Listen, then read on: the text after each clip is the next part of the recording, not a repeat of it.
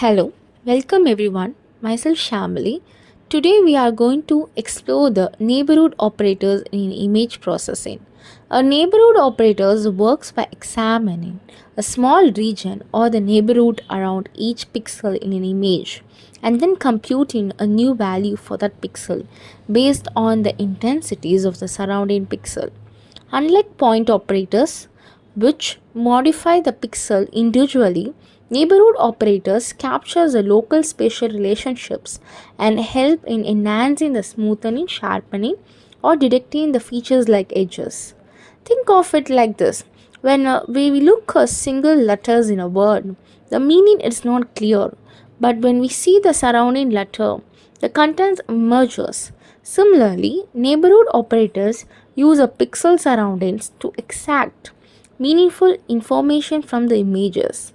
In this unit, we will study how these operators are defined, their types, and their applications in the real world images processing tasks such as the medical imaging, satellite image analysis, and the computer visions. Introductions to neighborhood operators. We are now going to explore neighborhood operators, which are a step up from the point operators.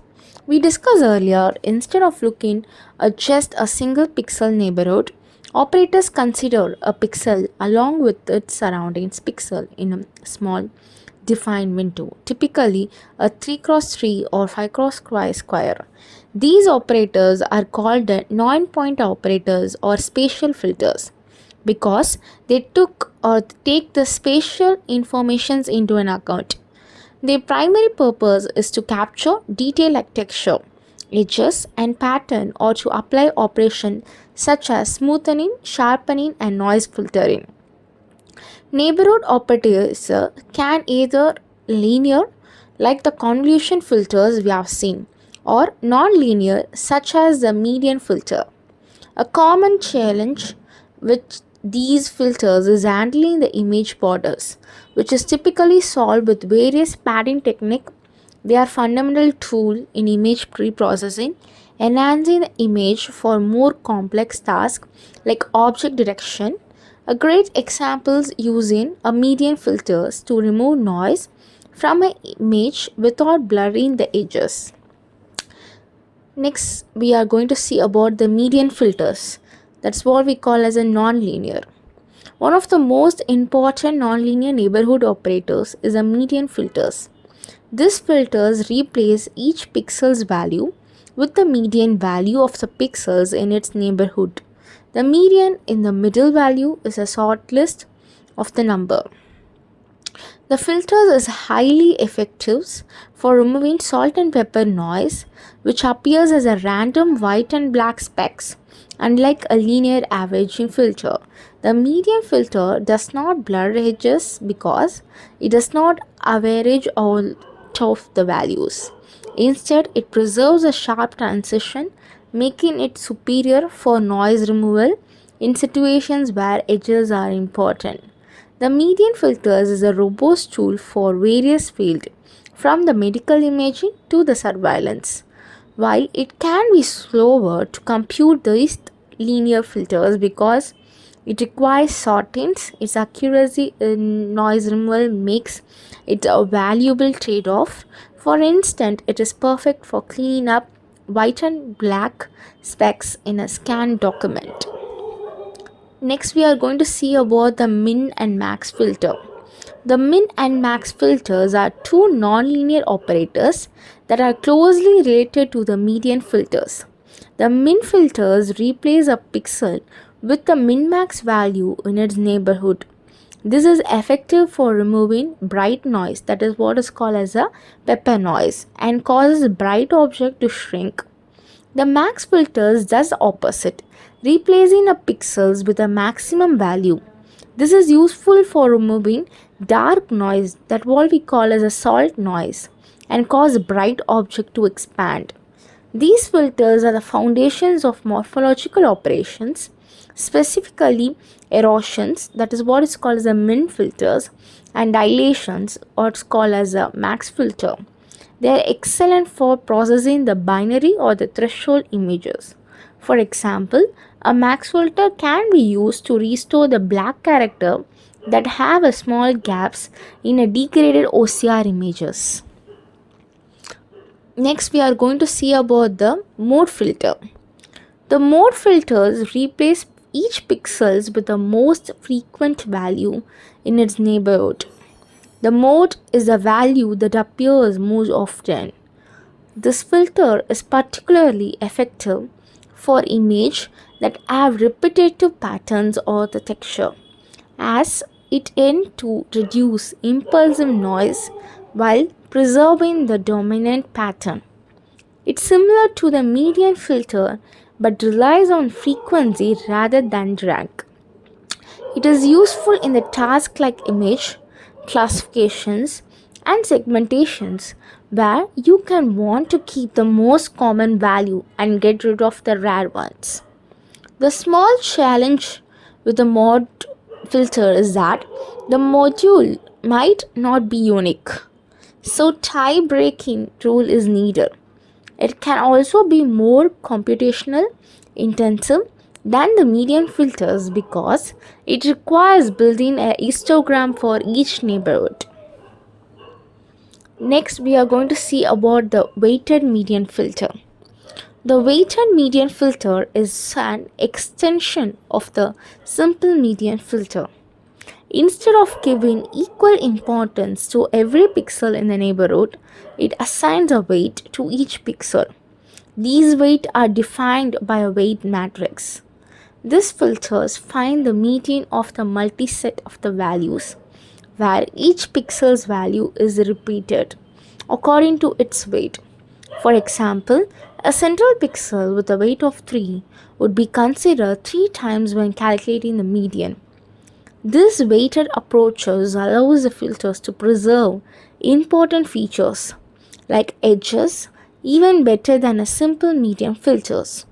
It is more adaptable tool for specific shapes and textures, and it is often used in application where high quality smoothing is needed, such as in mobile camera beauty filters. The next is our bilateral filters.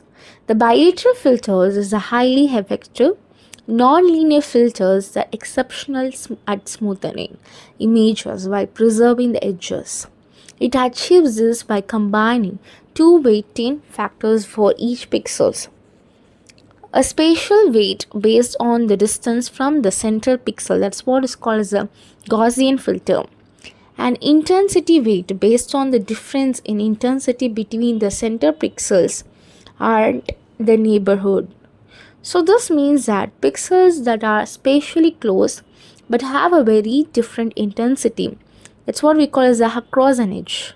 So will have a low weight, effective preventing the filter from the blurring edges.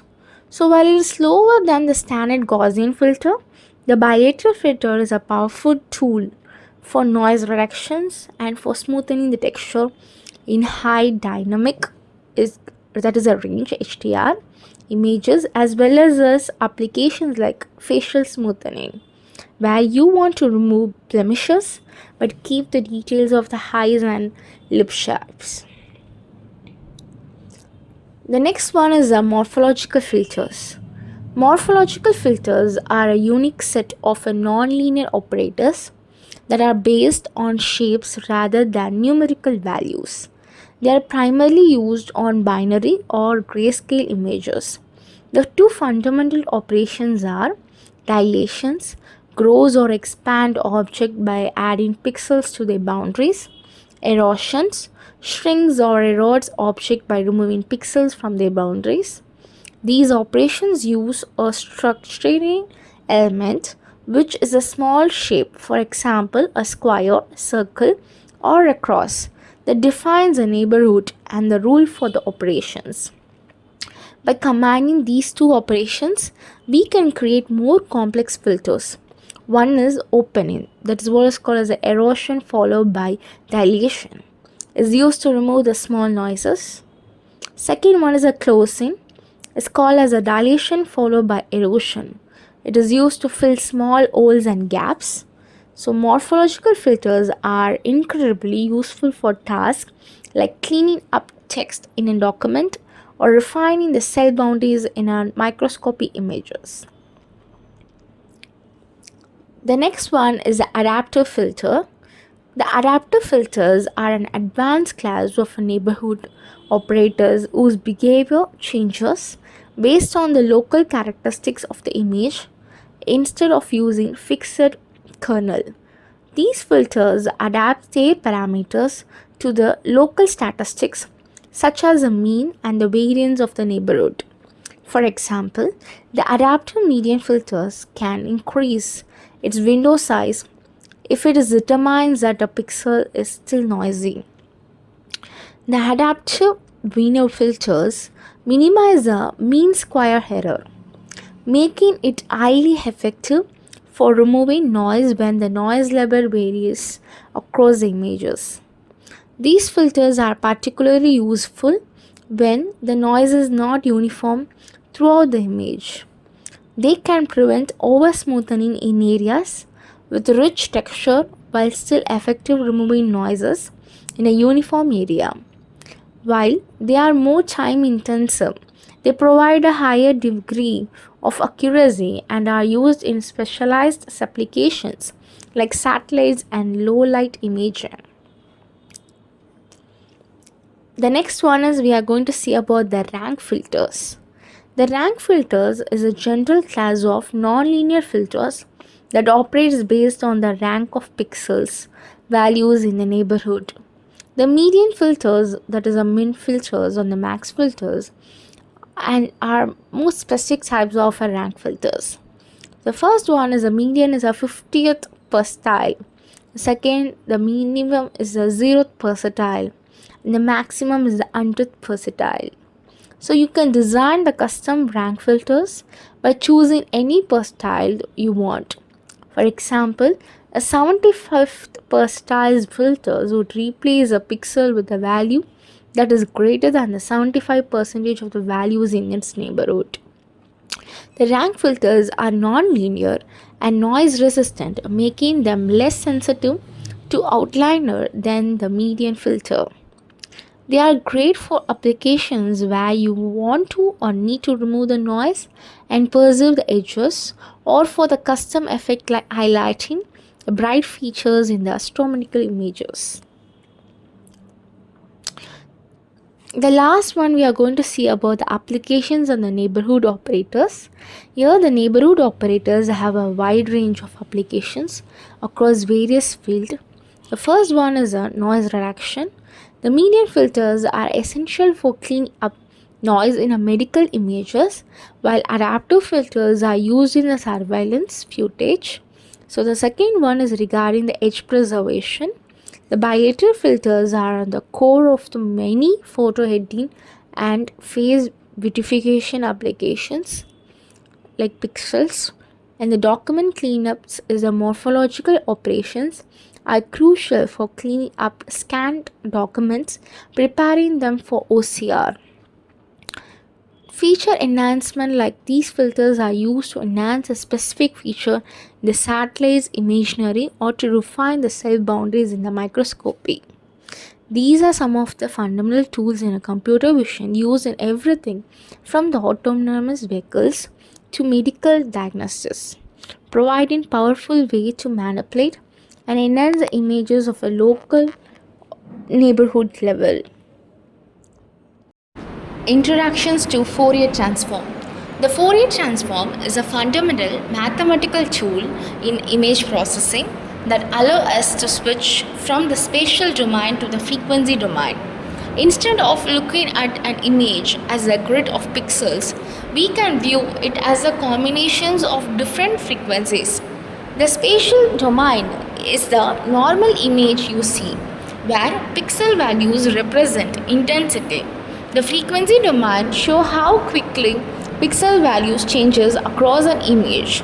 Low frequencies represent smooth, slow changing areas like the background or large, uniform objects. The high frequencies corresponding to rapid changes in intensity, which typically represent edge. fine details and noise. The 2D continuous FT, that is what is called the Fourier transform, equation shows how this transformation is calculated. This powerful tool is used for a task like filtering, image compressions, watermarking, and analyzing edges. A good way to visualize the frequency domain is that the center of the spectrum represents high frequencies and the outer part represents high frequencies. For example, the Fourier transforms can be used to easily detect repetitive patterns in a satellite images. The next we are going to see about the discrete Fourier transform, we call as a DFT. For digital images, we use the discrete Fourier transforms, which is the discrete versions of the Fourier transform. The 2D discrete Fourier transforms formula applies to the images of the size m cross n. This formula calculates the frequency component where each Fourier of u comma v is a complex number with the real and the imaginary part. The inverse DFT is used to convert the frequency domain representations back to the spatial domain, recovering the original images. To visualize the frequency content, we use the magnitude spectrum, which is calculated as the square root of the sum of the squares of the real and the imaginary part. We often use the logarithmic scales to display the magnitude spectrum. Below low frequency components have very high values which can overshadow the high frequency component. The phase spectrums on the other hand is equally important as it preserves the structure and the position of the objects. Libraries like OpenCV and NumPy in Python have highly optimized functions for computing the DFT. For example, you can visualize a frequency response of a QR code image to see the repetitive grid pattern as a few strong frequency spikes. The next we are going to see about the fast Fourier transform FFT. The FFT is not a different transform, it is a fast algorithm for the computing the DFT. Without the FFT, the computing DFT for an n cross n image would take O of n power 2 operations. The FFT reduces the complexity to O of n log n, which is a massive speed improvement. This makes FFT a cornerstone of real-time image processing applications. It works by using a divide and conquer strategy, and the libraries like NumPy and SciPy and OpenCV in Python all have highly optimized FFT implementations. For maximum speed, it's best if the image dimensions are a power of 2. The FFT provides the same result as the DFT, much faster, and the inverse of FFT can be used to reconstruct these images. The next we are going to see about the properties of the Fourier transform. The Fourier transforms have several important properties that are very useful for image analysis and manipulations. First one is the linearity. The transforms of a sum of images is a sum of their individual transforms. Second one is a shift. Shift an image in a spatial domains only changes the phase of its frequency spectrum, not the magnitude. This is a crucial for pattern matching. Third one is regarding the rotations. The rotating an image by an angle also rotate its frequency spectrum by the same angle. Fourth one is a convolution theorem. This is one of the best or the most powerful properties. It states that the FT of the convolution of two functions is a point-wise product of the individuals. The FT, this means you can perform a slow spatial convolution with a simple fast multiplication in the frequency domain. These properties are fundamental to the understanding how to manipulate images in the frequency domain.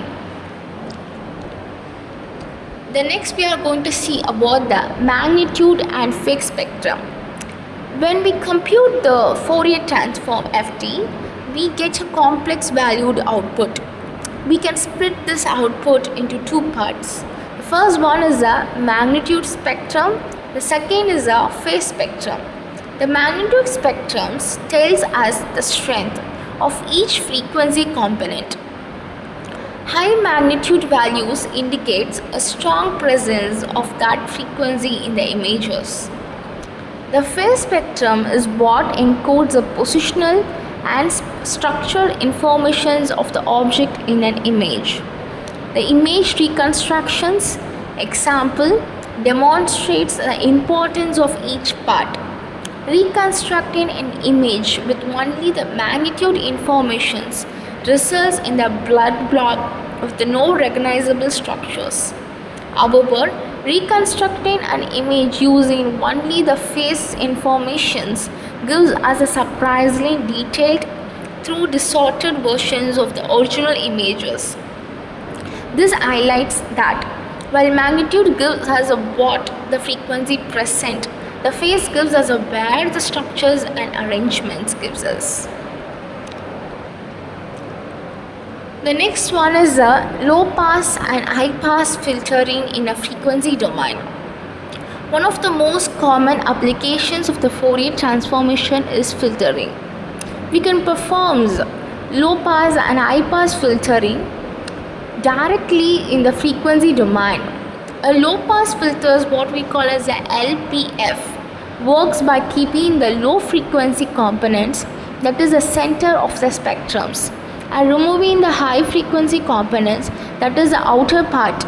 When we take the inverse FT Fourier transform, this results in the flat smooth images as a detailed and the noise have been removed. High pass filters HPF does the opposite. It removes the low frequency components and keep the high ones. This enhances edges and fine detail but also noise. These filters are implemented by creating a filter's mask and multiplying it with the frequency domain images. The different filters types like ideal, Butterworth and Gaussian use different shapes for mask, affecting the sharpness of the cutoff and consequences the resulting images. For instance, you could use the HPF to remove the repetitive background pattern from the fingerprint images and leaving only the fine rich details. The next we are going to see about the Fourier spectrum visualization technique. Visualizing the Fourier spectrum is crucial for analysis. However, because the low frequency components are so dominant, a direct plot can be hard to interrupt. We use several techniques to improve the visualization. First one is the long transform. Applying log of 1 plus f of u comma v helps to compress the high dynamic range of the spectrum, making the weaker high frequency component visible. Second one is shifting the zero frequency. The zero frequency component, that's what calls a DC component, is usually at the corners of the spectrum. We use the functions like FFT shift to move this to the center of the images, making the low frequency content easier to analyze. The third one is the color maps. Applying different color maps can provide better insight into the spectrum structure. These techniques allow us to properly analyze the frequency content and understand the effect of our filtering operations. The next one is the image compressions using FT, Fourier transform. The Fourier transform is a key of component of many image compressions algorithm. The core idea is based on the principle of energy compressions for most natural images. The majority of the information is contained in the low frequency components. The process of compression is as follows.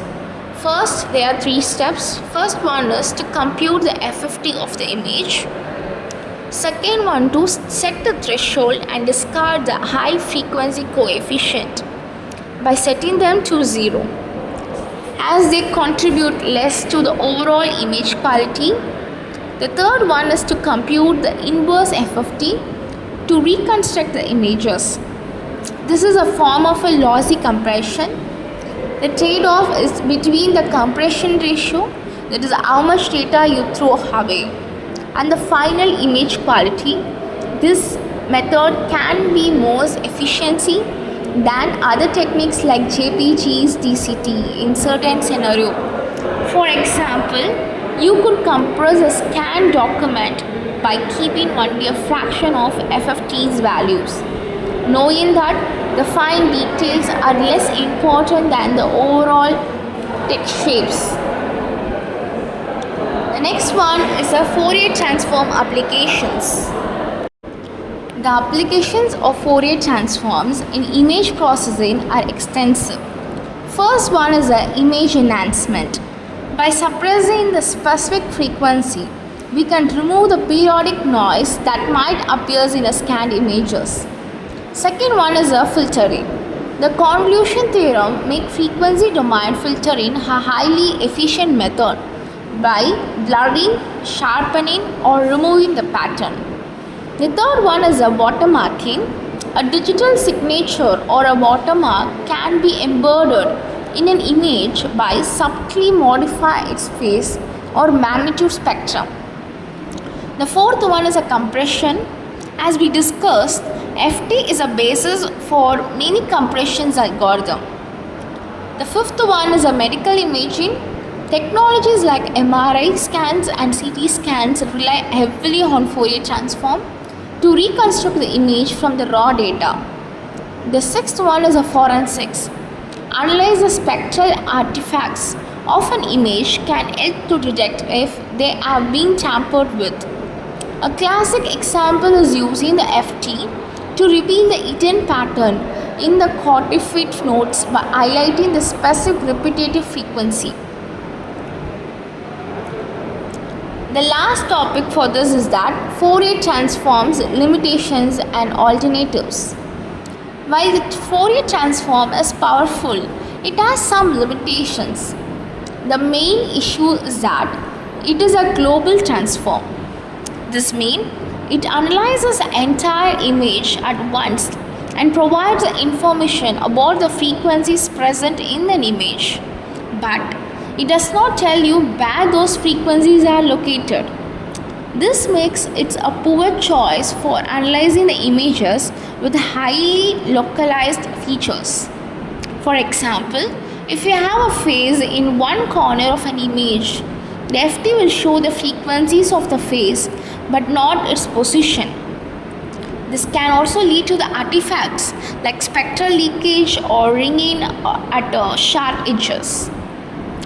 For tasks that require both frequency and spatial information, there are better alternatives such as SIFT, short-time Fourier transforms, which analyze the small, localized windows of the images, or the wavelet transforms, which provides a more flexible way to analyze the signals at the different scales. Introductions to pyramid and wavelets. We are going to dive into a multi-resolution analysis of images, a set of technologies or techniques that let us analyze an image at a multiple scales of resolution. The two main methods we are discussing are the image pyramids and wavelets. Both are powerful tools that reduce the image resolution while preserving the crucial structures information. The goal of these techniques is to get both spatial and frequency information from an image. The pyramid achieves this by iteratively reducing the image size, while wavelet do it by decomposing the image into different frequency subbands. These methods are essential for varieties of tasks like compression, denoising, object detections and image blending, and they are especially useful for localizing features at different scales. Second one is an image pyramids. I'll say about the overview. Here, an image pyramid is simply a collection of images, all of the same scenes but a progressively reduced resolutions. The original image is at the bottom of the pyramid. We call as a level 2 or level 0, and each subsequent level is smaller. We have two main types. First one is a Gaussian pyramid and the second one is a Laplacian pyramid. The pyramid structure is great of course into fine analysis, allowing us to first identify the large scale features and then move to a finer details. The pyramids are built using filters and downsampling the operations, which reduces the memory and computation. They are used in applications like stereo versions and optical flow to analyze an image at a different scales. Next, we are going to see about the Gaussian pyramid. Here, the Gaussian pyramid is constructed by repeatedly applying a low-pass filter, that is like a Gaussian kernel, to an image and then downsampling it. The formula here is that Gi is equal to downsample the Gaussian blur of Gi minus 1. Shows this process where we blur the image at the level I minus 1 and then have its resolution to create the level high. This process effectively removes high frequency informations like edges and noise, leaving only the low frequencies, coarse scale details. It is used for coarse image analyzing where fine details are not necessary. The Gaussian pyramid is a foundational component for the building the core complex Laplacian pyramid. The next one is the Laplacian pyramid. The Laplacian pyramid is different. It captures the high frequency details or edges informations that is lost when creating the Gaussian pyramids. It's built by taking a level from the Gaussian pyramid, upsampling it, and then subtracting it from the corresponding level of the Gaussian pyramid above it. The formula is Li is equal to Gi minus upsample Gi plus 1, where Gi is a Gaussian pyramid level and upsampling Gi plus 1 is an upsampled version of the next level. So the final image can be perfectly reconstructed by summing all the levels of the Laplacian pyramid, making it a more powerful tool for image reconstructions, seamless image blending like panoramas, and improving the sharpness. The next one is regarding the applications of image pyramids. Image pyramids are useful in many applications. First one is a multi-scale object detection. They allow a detector to find objects of different sizes by scanning through the pyramid level. The second one is a image blending and stitching. The Laplacian pyramid is a powerful technique for seamlessly blending two images like faces and the background or stitching the panoramas together. Third one is a motion estimation. By comparing different pyramids levels, you can estimate the motions in a video frames. The last one is a super resolution. You can use the pyramid levels to reconstruct a higher resolution image from a low resolution one.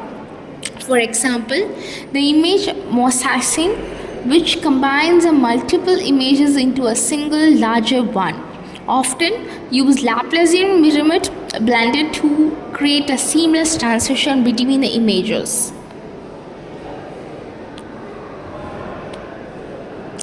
Interactions to wavelet.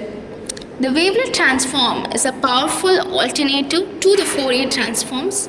Unlike the FT, which gives us a frequency information for the entire images, wavelets provide both time, that is locations, and the frequency informations. They decompose an image into a set of basis functions or wavelets that are localized in both space and frequency. A 2D wavelet transforms typically separates an image into 4 subbands. First one is LL, approximations. The low frequency components are smaller, blurry versions of the images. The second one is the LH, horizontal edge informations. Third one is the HL, vertical edge informations. And the fourth one is the HH, diagonal edge informations. These decomposition is efficient for the representing the sparse data and is a foundation for modern compression standards like JPG 2000. The wavelets are excellent at preserving the edges and sharpness, making them great for denoising and other enhancement tasks. The next one is the Hare wavelet transforms. The Hare wavelet is the simplest and oldest wavelet. It works by calculating the average and the difference of the adjacent pixel, both row-wise and then column-wise, to create the four sub-brand LL, LH, HL and HH as we discussed before. Despite its simplicity, the Hare wavelet is very efficient and fast to compute. It's famous for its use in the Viola-Jones face detection algorithm, where hair-like features are used to quickly identify the facial features in the real times. While it's not a smooth filter, its speed and ability to preserve the local context makes it ideal for quick feature extractions, where we use as a hair cascade algorithm in nowadays. The next one is a DWT, discrete wavelet transform. The discrete wavelet transform is a version of the wavelet transform used for digital images. A key feature of DWT is that we can apply the decomposition recursively to the approximation band LL to create a multi-level transform.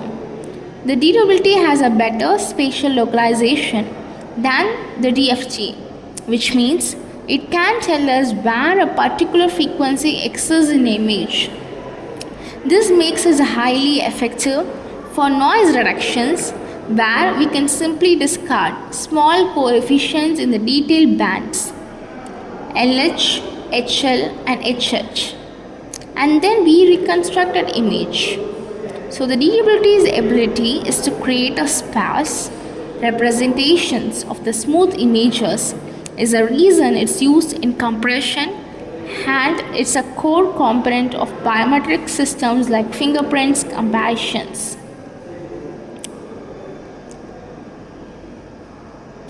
Next, we are going to compare the pyramid and the wave list. There are some of the features and the types of those. The first features here is the pyramid type is a spatial multi-scale, but the wavelet type is a spatial frequency. Second one is about the decomposition. Here pyramid works upon the iterative downsampling, but the wavelets works upon subsampling plus filters. Next one is regarding the frequency analysis. In pyramid it is the limited type, where in the wavelet it is in a very detailed format. The next is a compression. Compression here is a basic. When come to wavelet, it is an excellent, as we discussed before, the JPG of 2000. The edge preservation is moderate in pyramid, but in wavelet it is good. Image reconstructions, it is additive levels, but in wavelet it is only the inverse DWT. Basically, it is used for blending and deductions when come to pyramid, but wavelet is used for compressions and denoising. The complexity is comparatively low when compared with a wavelet, but wavelet performs in a moderate value. Examples for pyramid is a panorama blending, and in wavelet is a phase directions compression. The choice between the pyramid and wavelets depends on the applications. Pyramid are simple and great for tasks like images blending, while wavelet provides a more sophisticated analysis of both spatial and frequency content, making them ideal for compressions and denoising.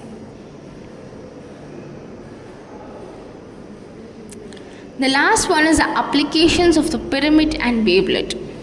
Both pyramids and wavelets have a wide range of important applications in an image processing and computer vision. First one is a phase detection. The Viola-Jonas algorithms use had wavelets and a pyramid-like scanning approach to detect the phases in the real times, where we are using a SAR cascade for image identifications. The second one is image compression.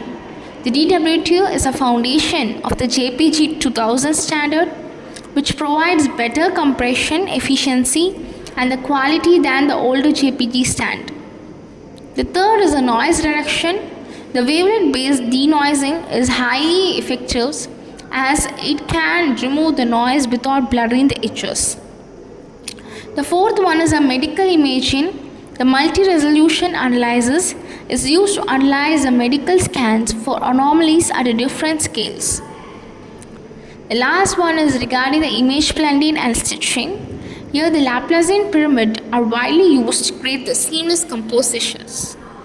These tools are essential for any modern image processing pipeline, providing efficiency ways to handle the multi-resolution data. Interactions to geometric transformation. The geometric transformations are a fundamental aspect of image processing that modify the spatial relationship between pixels. Instead of changing the pixel intensity value, we are changing their coordinates. These transformations include translation, rotation, scaling, and shearing, and more complex operations like affine and perceptive transforms. They are used to change an image's position, size, shape, and orientation. The core of these operations is transformation matrix, which is a mathematical representation of the desired change.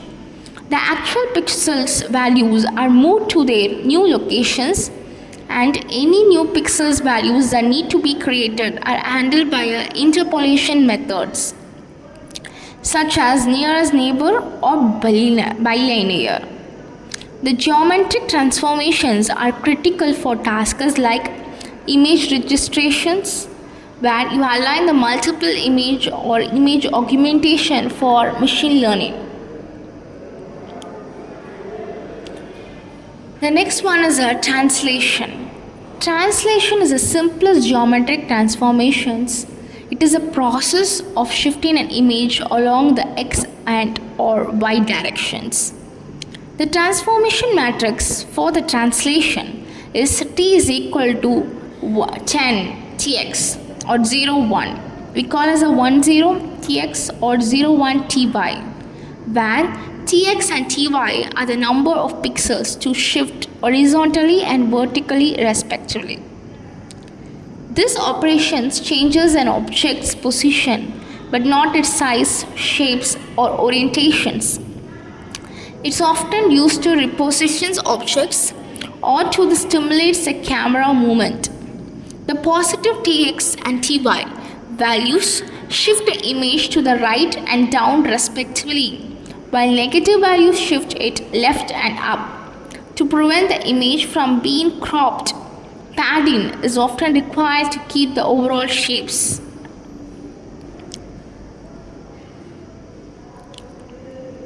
The next one is the rotation. Rotations rotates an image around a specific point, which is typically the origin or the center of the image. The rotation matrix for an angle theta is r is equal to cos theta minus sin theta cos theta. For a rotation around the center of the image, we first shift the image so its center is at the origin, performs the rotation, and then shift it back. So the sign of the angle theta determine if the rotation is a clockwise or a counterclockwise. The rotation is used for tasks like desk clearing, a scan document, or aligning the image for pattern matching, because rotation can cause a new pixel grid to not perfectly aligned with the old one. The interpolations is critical to ensure high quality results without jagged edges. The next one is a scaling. Scaling changes an image's size either by zooming in or zooming out. The scaling matrix is S is equal to Sx0 or 0xy, where Sx and Sy are the scaling factors for the horizontal and vertical directions. The first one is a values greater than 1, which is Sx and xy is greater than 1 resulted in zoom in. The second one is a value less than 1, that is Sx and xy is lesser than 1 resulted in zoom out. The scaling is used for tasks like creating thumbnails, resizing the image, or zooming into a regions of the interest. If Sx is not equal to Sy, the image aspect ratios will change. Interpolations is particularly important when scaling an image up to avoid blocky artifacts. The next one is a shearing. Shearing slants the shape of an image. A horizontal shear matrix is 1 of SHX01 and the vertical shear matrix is 10 SHY1. This operation changes an object shape but preserves its areas. The shearing is less common as a standalone operation, but it is a component of more complex affine transforms. It can be used for tasks like correcting for slant in a text or other image wrapping effects. The next one is the affine transformation. An affine transformation is a more general transformation that combines the translation, rotation, scaling and the shearing into a single operations. The 2x3 affine transformation A represent a linear transformation followed by a translation. The key property of an affine transformation is that it preserves a parallelism.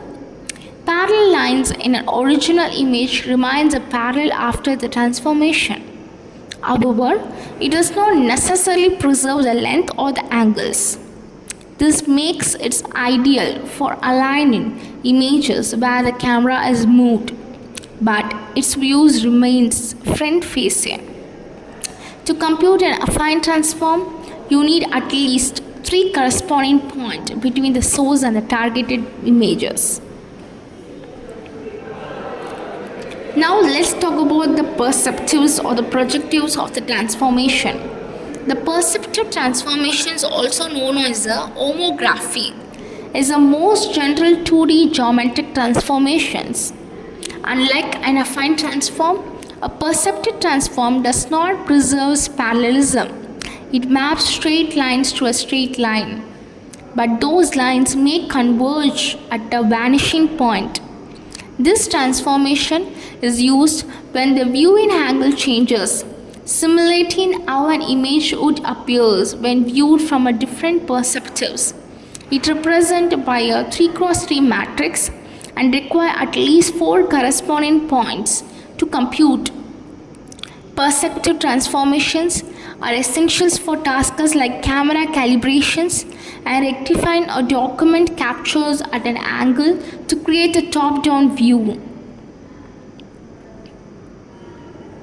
The next one is the inverse mapping and interpolations. When performing a geometric transformation, we can either use forward mapping or inverse mapping. Forward mapping moves pixels from the source to the destination, which can leave gaps. Inverse mapping is more common and preferred method for each pixel in the destination images. We find its corresponding locations in the source image and get its value. This process requires interpolation to calculate the new pixel value, especially when the source coordinates are not integers. The 3 most common types are nearest neighbor, First one is that the fastest but produces the jagged blocky edges. Second one is a bilinear, smoother than the nearest neighbor, but it's good balance of speed and quality. Third one is a bicubic. It is the highest quality but also the slowest, providing the smoothest transition.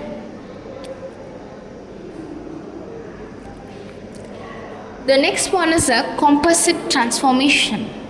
In many real-world applications, a single transformation is not enough. Composite transformations combine multiple transformations into a single or more efficient one. This is done by multiplying the transformation matrices. The order of operations matters. So rotating an images and then scaling it will not produce the same result as scaling it and then rotating it.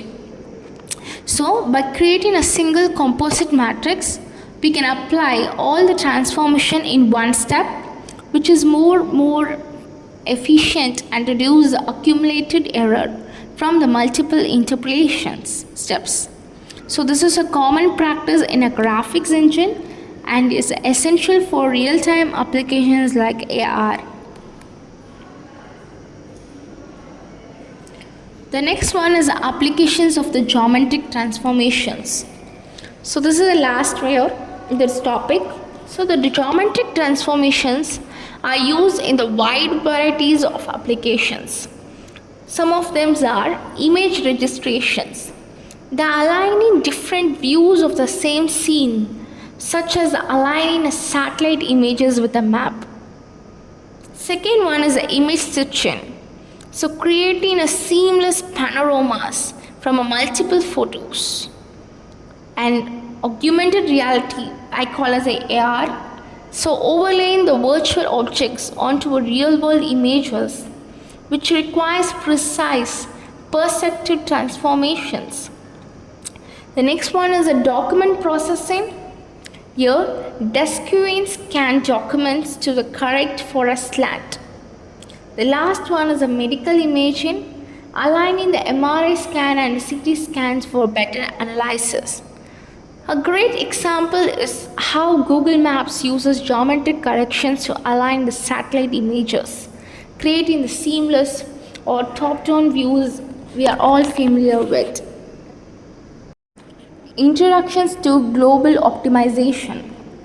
Global optimization is a crucial process in computer vision for finding the best possible solution from all feasible solutions.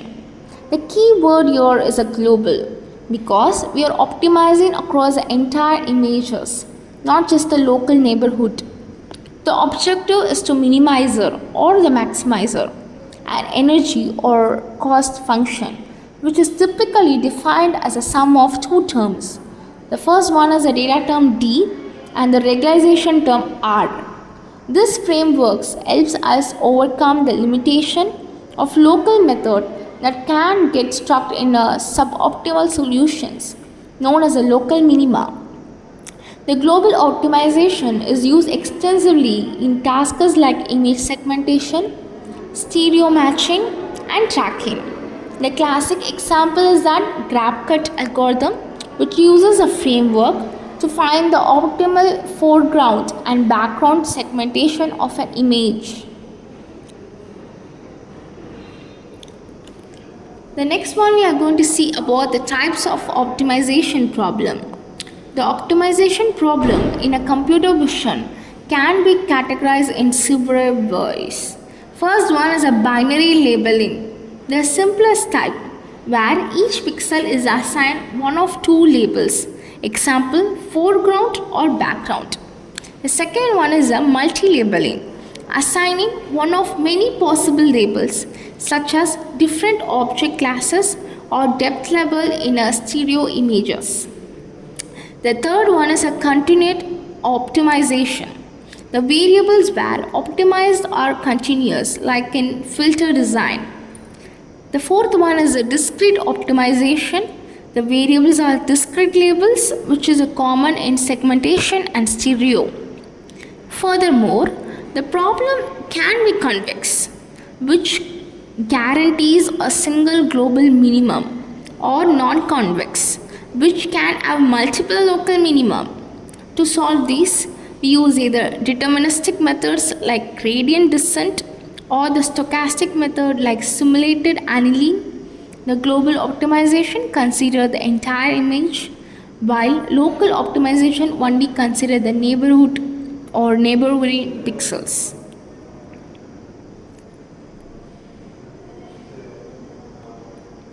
The next one is the energy minimization framework.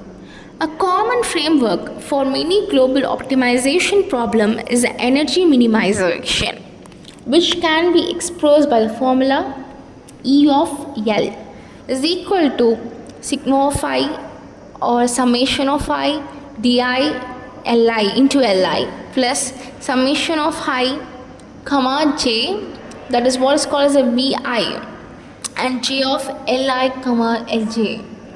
Here E is a total energy which we want to minimize, and L is the overall labeling of an images. Example, a segmentation mask.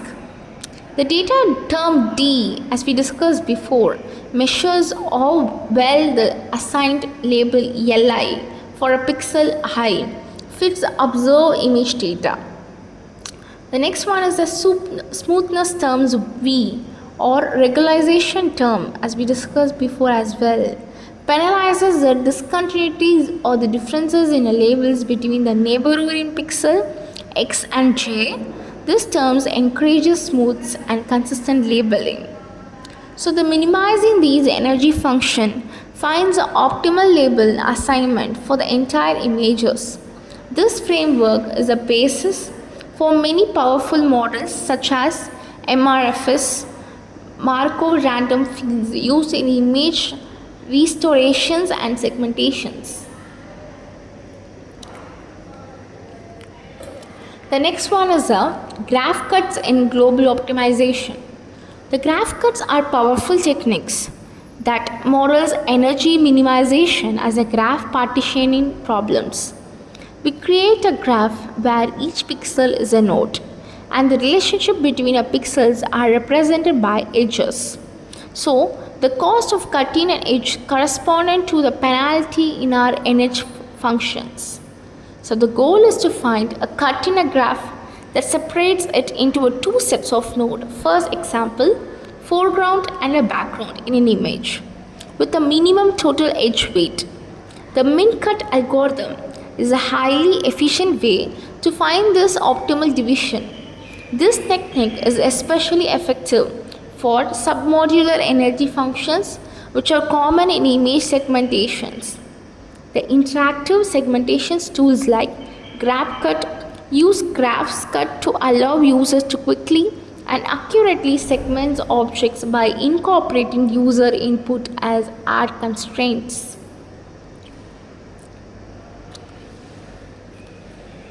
The next one here is a belief propagations. We call it as a BP.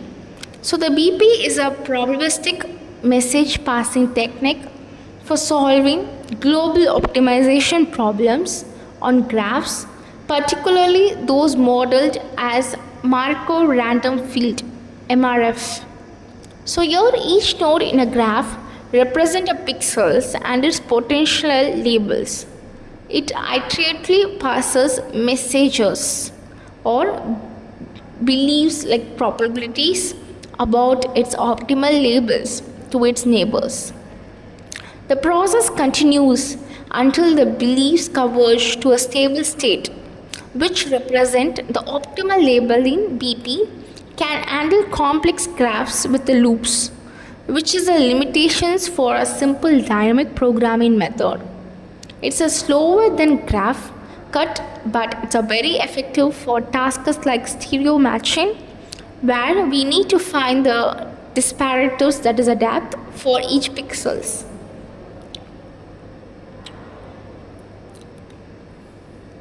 The next one is a dynamic programming in optimization. The dynamic programming is a method for solving optimization problem by breaking them down into smaller, overlapping subproblems. It solves each subproblem only once and stores the result to avoid the redundant calculations. This approach is extremely fast and guarantees a global optimal solution, but it is typically limited to problems with a linear or a tree-like dependency structures. It is often used for tasks like stereo scaling optimization, where we find the best disparity for each or the depth for each pixels along a single row, or in image stitching and scene curving for context-aware image resizing.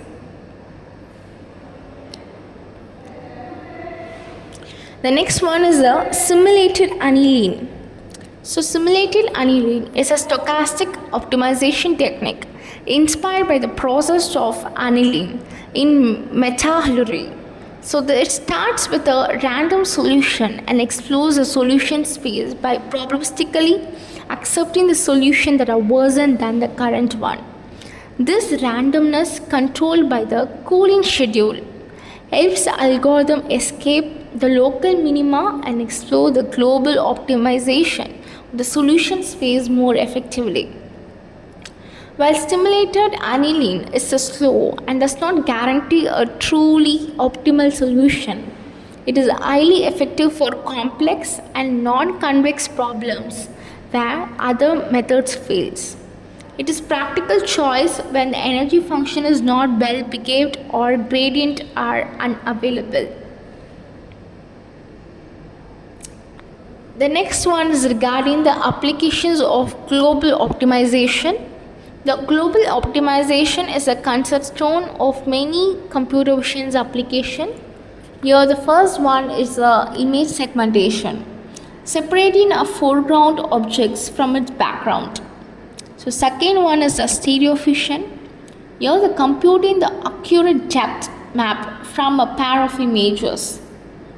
Image denoising is a removing the noise while maintaining the overall smoothness and structure of an images.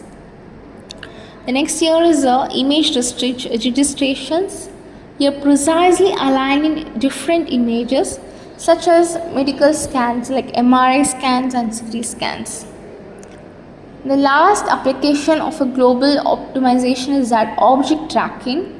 Here maintaining the consistent object identified across video frames. A prime example is the 3D reconstructions as we are using the pyramids in nowadays Egypt, where global optimizations is used to find consistent 3D model of an object or scenes from a multiple 2D images.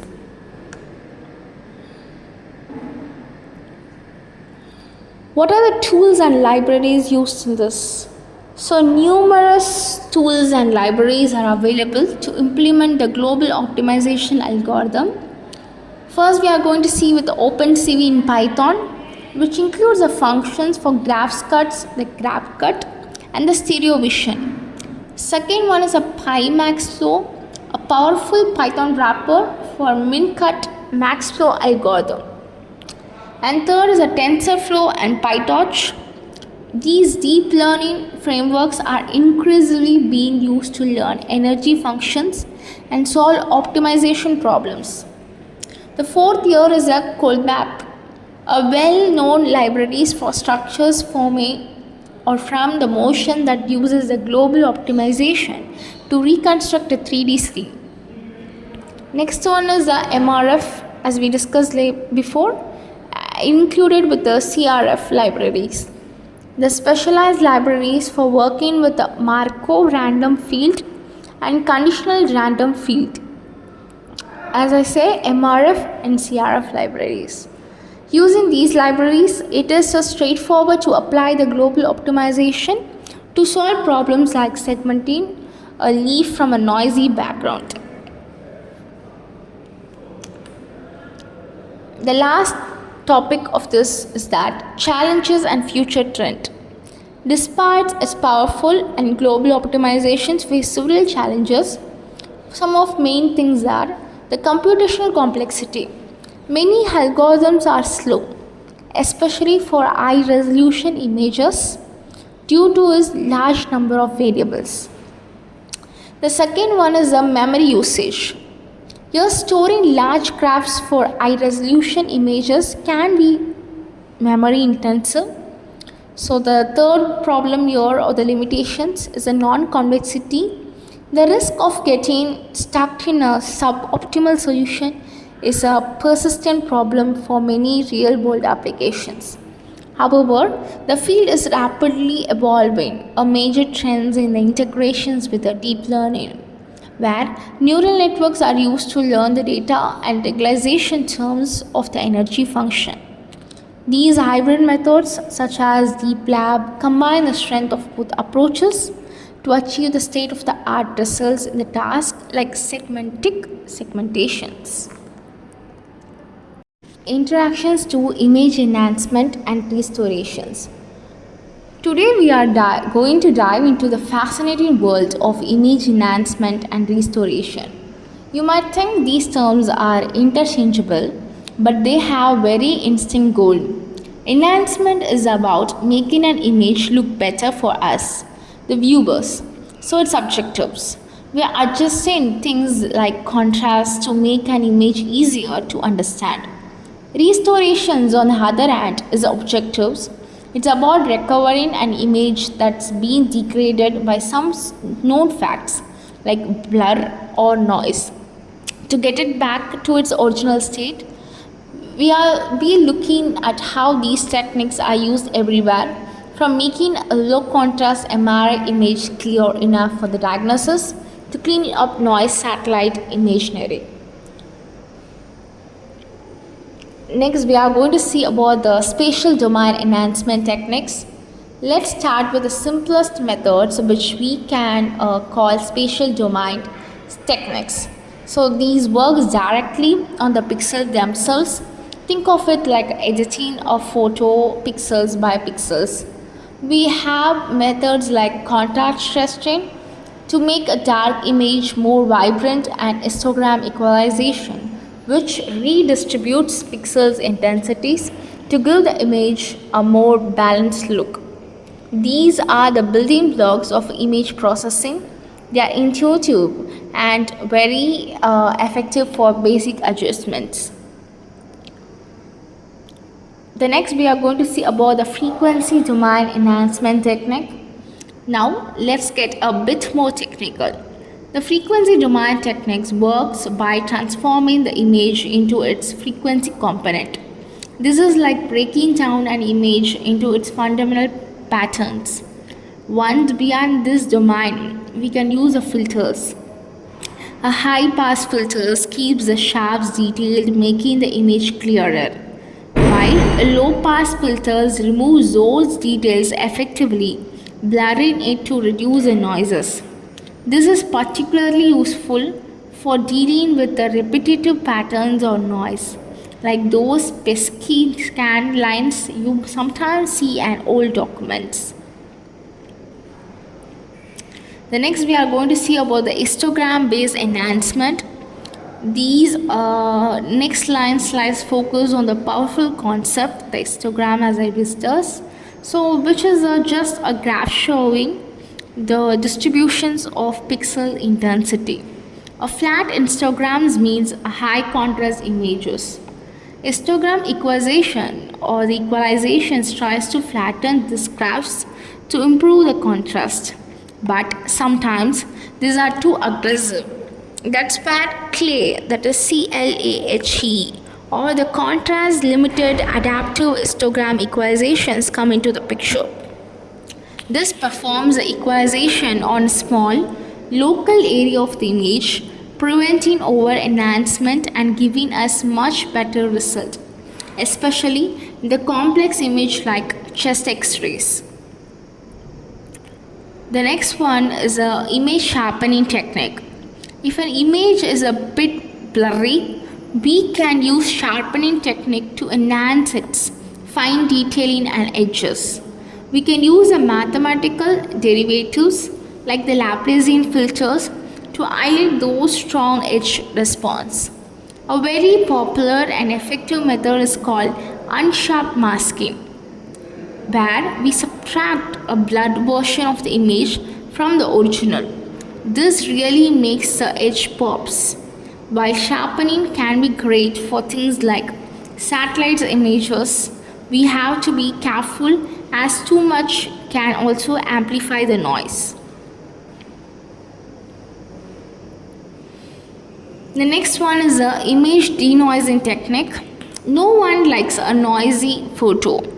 So denoising is a process of removing the unwanted noise.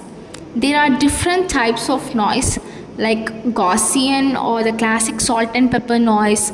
To combat them, we have different filters.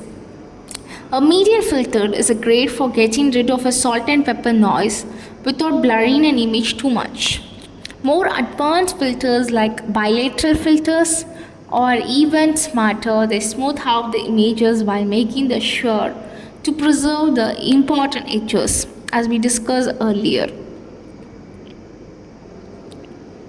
The next one is the image restorations, degrading the models basically. So when we talk about the restorations, we are not just guessing. We are using a mathematical models to guide us. The core idea is that a degraded image is a result of the original image being convoluted with the degradation functions plus some added noise. So these degradations could be motion blur from a shaky camera or blur from being out of focus. The goal of restoration is to reverse this process and estimate what an original image looked like. So this is where we start to get into some serious image forensics. The next one is the inverse and a Wiener filtering. One way to reverse the degradation is with inverse filtering. So we essentially divided the degraded image by degrading the functions in the frequency domain. But this method has a major flaw. It is extremely sensitive to noise. A much more robust solution is a Wiener filters. It's a clever filters that find the always sophisticated methods like explain or based in painting, which copies and pastes similar texture from other part of the images. The latest AI and deep learning techniques are now so good that they can contextually understand what should be in the missing area, making the optimal balance between the removing the noise and deblurring the images. It is a workhouse in the field where, like astronomy and the medical imaging, where getting the clearest possible images is the absolutely critical. The next one is the image in painting and interpolations. So what if a part of an image is missing entirely? This is where in paintings comes into the pictures. The goal is to fill in the missing regions in an image in a way that looks seamless without any differences. So we can use simple interpretations to guess the value or more perfectly for removing the watermark or the scratches from the old photos. So let's discuss about some of the applications of the image enhancements and restorations. To wrap things up, let's look at where these powerful techniques are used in the real world, in a medical imaging particularly. They help the doctors spot tumors in surveillance. They can deliver a license plate. Astronomers use them to remove atmospheric blood from their telescope images. And forensic experts use them to enhance low quality evidence. Perhaps one of the most common examples is NASA's ISRO. In particularly, NASA's use image restorations to produce stunning photos from the Hubble Space Telescope. These techniques are not just for experts, they are an essential part of how we see and understand the world around us.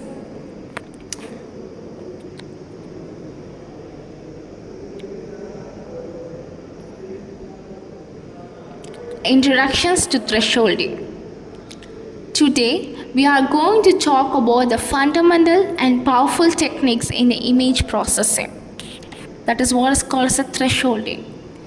In its simplest form, thresholding takes a grayscale images and turn into a black and white or binary images. The idea is to simplify the image data to focus on what matters, the foreground objects versus the background. We do this by comparing every single pixel's value to a set numbers or threshold. If the pixel's value is above the threshold, we make it white. If it is below, we make it black.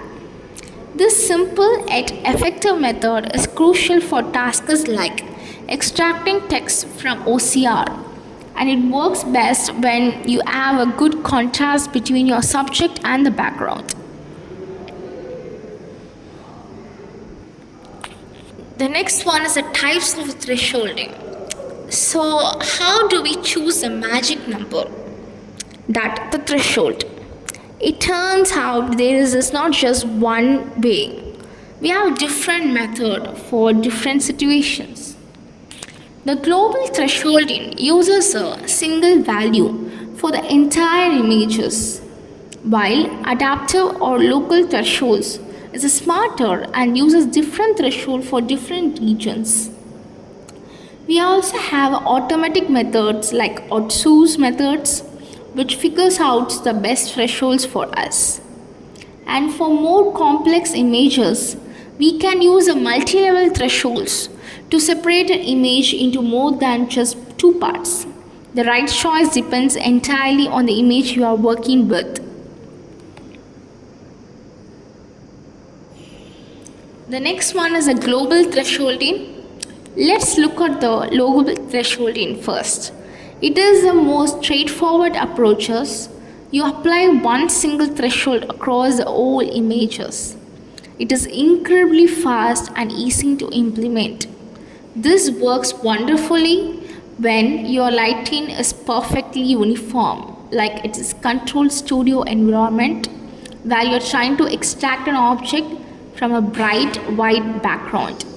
However, its biggest weakness is that it is very sensitive to light changes. If there is a shadow, the algorithm can easily get confused, mistaking a dark part of the background for a foreground object.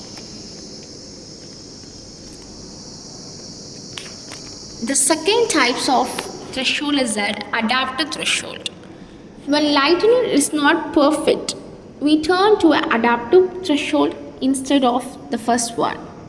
This is where the methods get smart. Instead of using one global threshold, it calculates a unique threshold for each small neighborhood of pixels.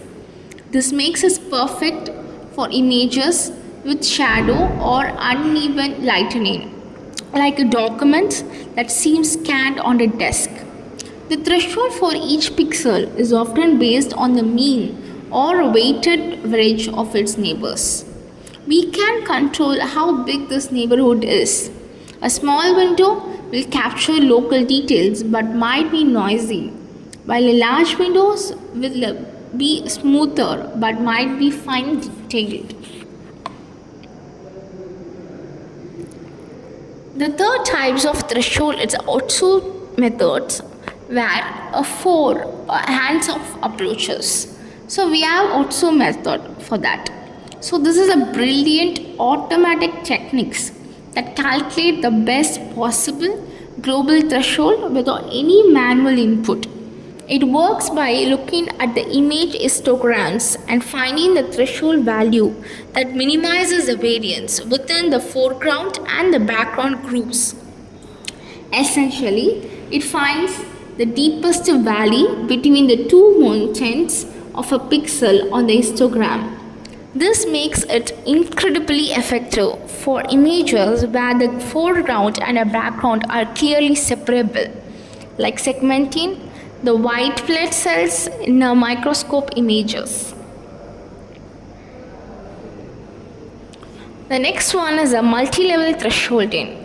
So far we have only talked about the separating an image into two categories, the black and the white. But what if we have more than two distinct regions, like RGB? That's where the multi-level thresholding comes into the picture. Instead of one threshold, we use a multiple threshold to segment the image into the several regions. This is essential for applications like MRI, brain tissue segmentations, where we need to differentiate between a gray matters and a white matter and the cerebrospinal fluids. It is a more complex process but opens up a lot of possibilities for advanced image analysis.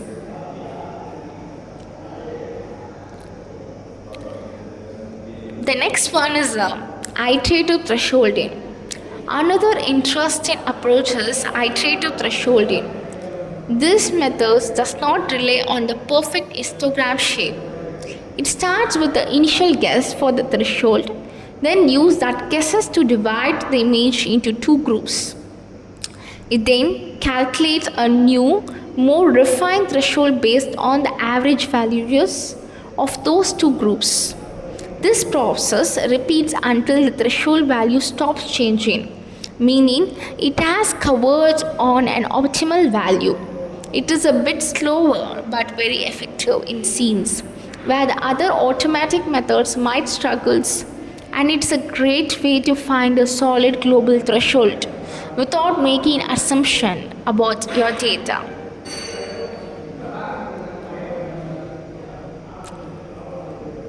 The next one is entropy based thresholding. Moving into more advanced method, we have entropy based thresholding, which is rooted in information theory. This technique finds a threshold that maximizes the total information for entropy of the two resulting binary classes. Think of it as finding the point that gives you the most meaningful separations. It is a robust method that performs well on low contrast or noisy images, making it popular in a specialized field like satellite imagery and medical analysis, where the details are subtle but important. The next one is applications of the thresholding. So where do we see all this in action? The thresholding is a fundamental part of many real-world systems. It is used in medical imaging to help doctors find tumors boundaries. In OCR, it is a first step to tuning a scanned document into an editable text. It helps separate fingerprint from the background for fingerprint recognition and isolates the numbers on a license plate. The thresholding is a pre-processing steps that makes more complex computer vision tasks possible across a huge range of industries.